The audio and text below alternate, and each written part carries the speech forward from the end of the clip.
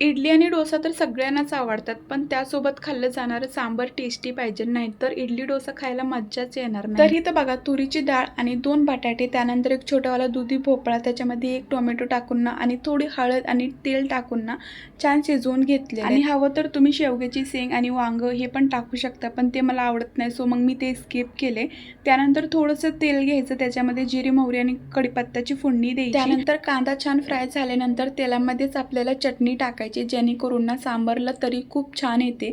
तेलमध्ये चटणी टाकली ना तर आपल्या भाजीला तरी खूप छान येते. जर तुम्ही तेल कमी वापरलं ना तरीसुद्धा तरी येणार. तर मी तर असंच करते.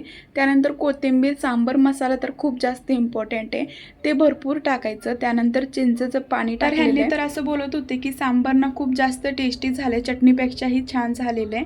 तर तुम्हाला कशी वाटली रेसिपी मला नक्की कमेंटमध्ये सांगा आणि तुम्ही कसं बनवता ते पण सांगा. चला बाय.